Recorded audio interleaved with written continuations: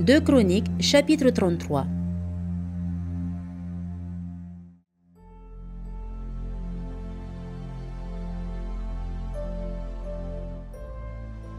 Manassé avait 12 ans lorsqu'il devint roi, et il régna 55 ans à Jérusalem.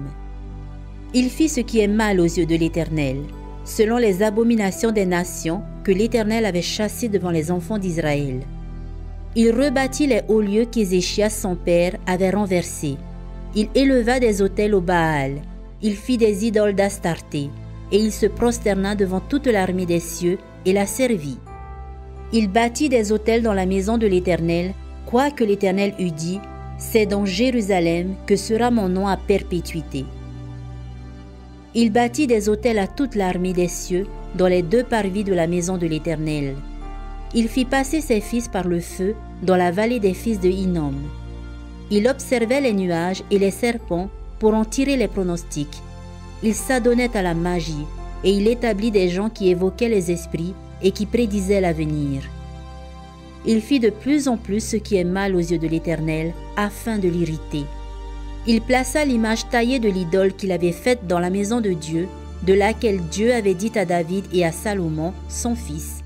C'est dans cette maison et c'est dans Jérusalem que j'ai choisi parmi toutes les tribus d'Israël que je veux à toujours placer mon nom.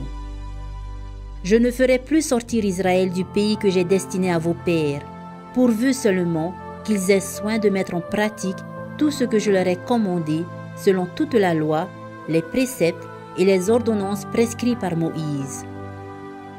Mais Manassé fut cause que Juda et les habitants de Jérusalem s'égarèrent et firent le mal plus que les nations que l'Éternel avait détruites devant les enfants d'Israël.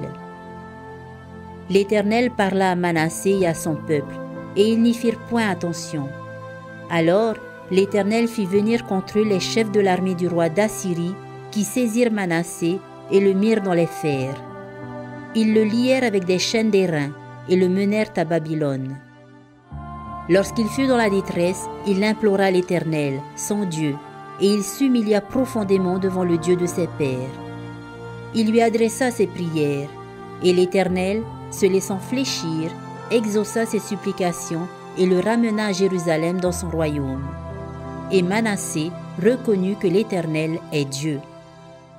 Après cela, il bâtit en dehors de la ville de David, à l'occident, vers Guion dans la vallée, un mur qui se prolongeait jusqu'à la porte des poissons et dont il entoura la colline. Et il s'éleva à une grande hauteur.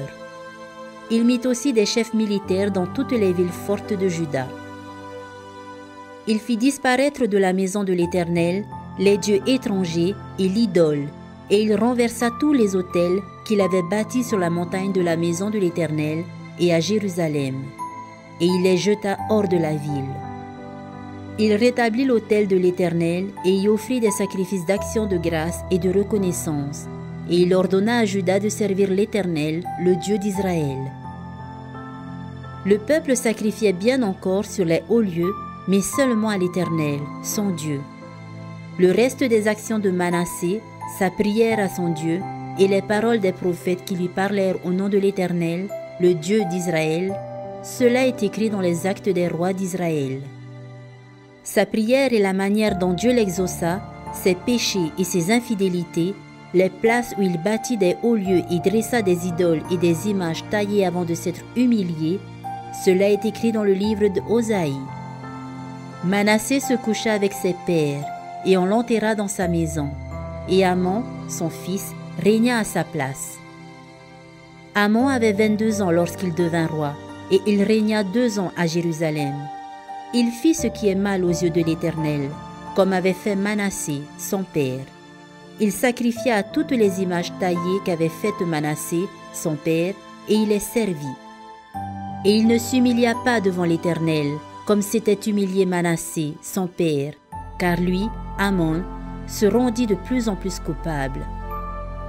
Ses serviteurs conspirèrent contre lui et le firent mourir dans sa maison. Mais le peuple du pays frappa tous ceux qui avaient conspiré contre le roi Amon. Et le peuple du pays établit roi Josias, son fils, à sa place.